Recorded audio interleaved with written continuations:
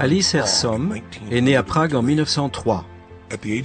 À l'âge de 39 ans, elle était devenue une pianiste accomplie. Mais en 1942, sa vie est bouleversée et prend un tour tragique.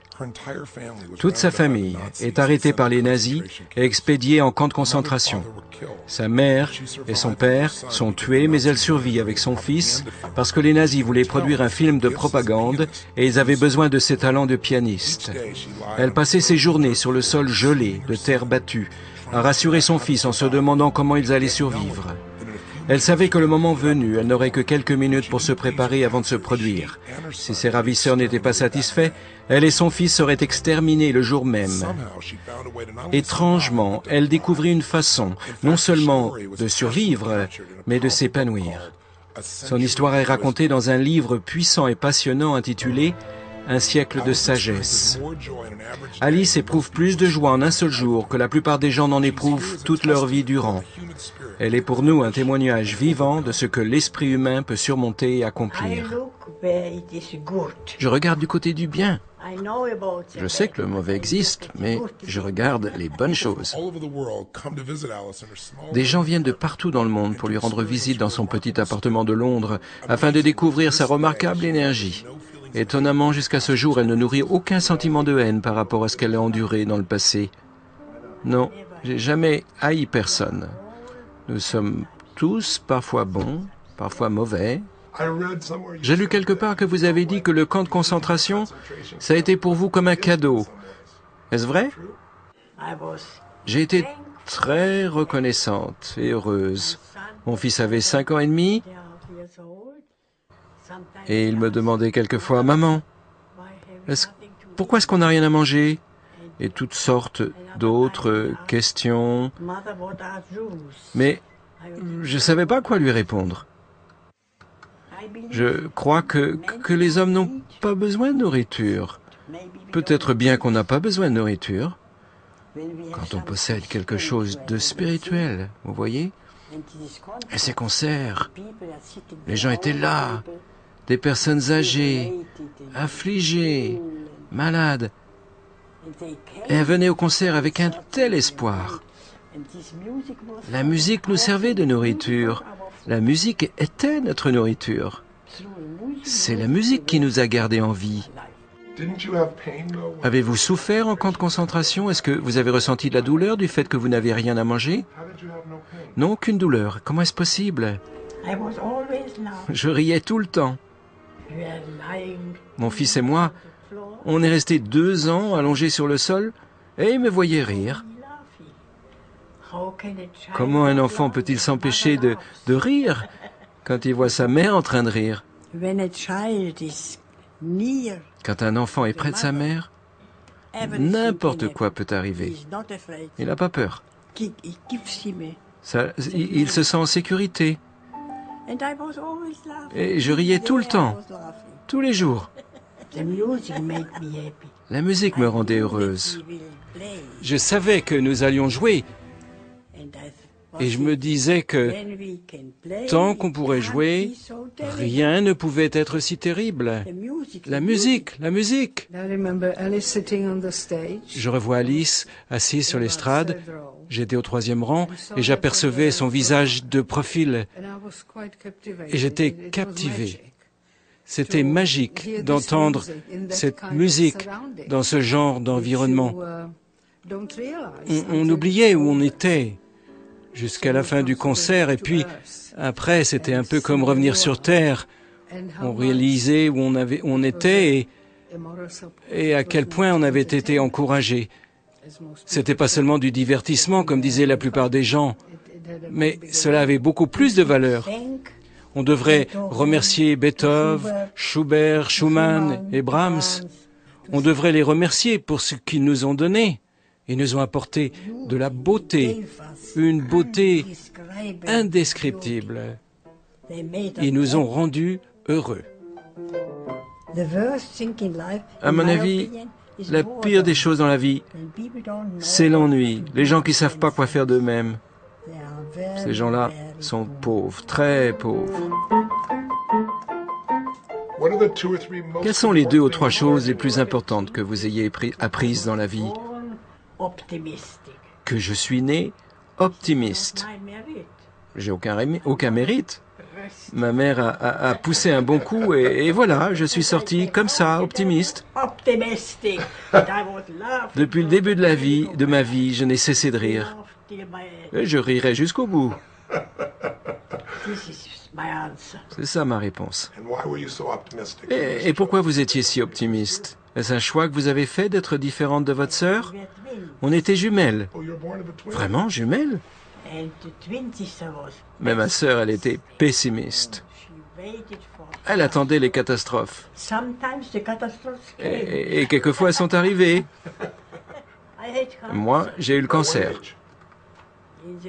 À quel âge? 83 ans. Je suis arrivé à Londres. Le lendemain, je me sentais pas bien. Alors, le docteur m'a immédiatement envoyé à l'hôpital. Ils m'ont opéré. Et voilà, je suis encore vivante. Wow, that's amazing. That's amazing.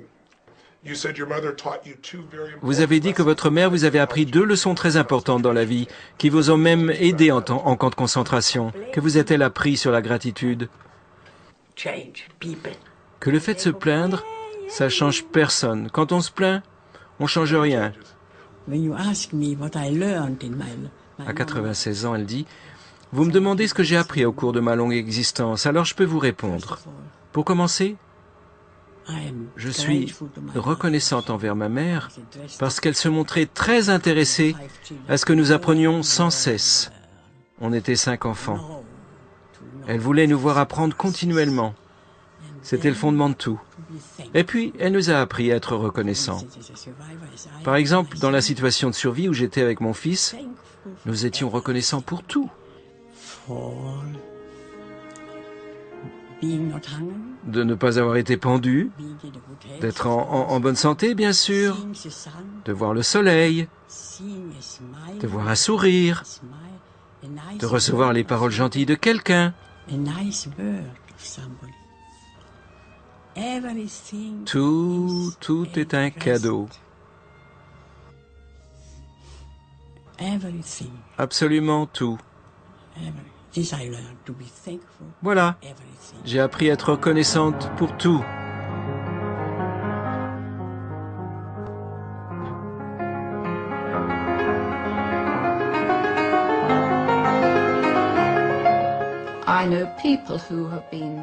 Je connais des gens qui avaient l'habitude de s'arrêter devant l'immeuble, dans la rue, rien que pour l'écouter jouer et admirer. C'est un peu comme ma religion. Je suis juive sans religion. Alors la musique, ça fait partie de ma religion. Votre mère vous a appris à mettre chaque jour quelque chose dans votre esprit, quelque chose que personne ne pourrait vous prendre. Est-ce que vous continuez de le faire? Oui, j'ai appris Bach par cœur. Quand mon docteur est venu, il m'a dit qu'apprendre par cœur, c'était mieux que des quantités de pilules. Est-ce que c'est important pour vous d'être reconnaissante pour une vie bien remplie? J'ai toujours été reconnaissante et heureuse.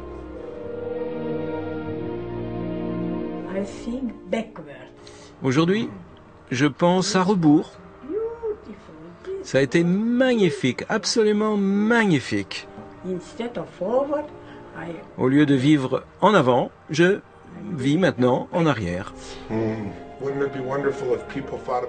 Est-ce que ça serait pas formidable de commencer sa vie à la mort, puis on se verrait offrir une montre en or, et on irait au boulot, et puis jusqu'au jour où on se retrouverait à jouer avec ses copains dans le jardin.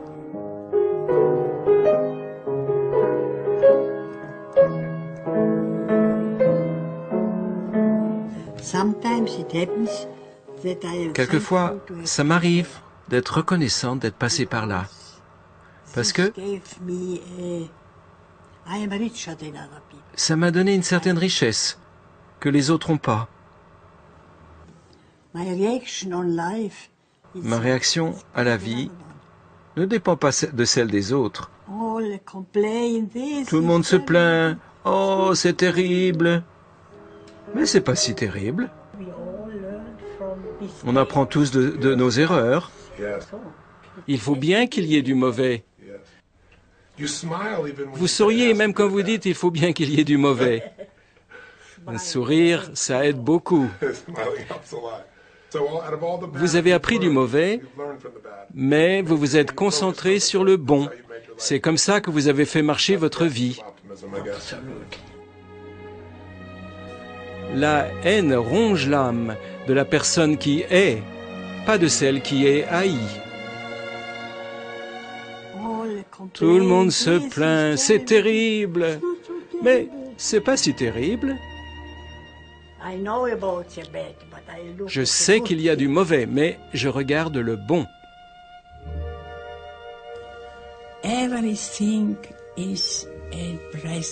Tout est un cadeau. Je réalise que vous avez 106 ans et que vous continuez de pratiquer le piano 3 heures par jour. Est-ce vrai? J'ai 107 ans. Au fait, ai-je 106 ou 107 ans? 107 ans. Bientôt 108. Et vous continuez de pratiquer le piano 3 heures par jour.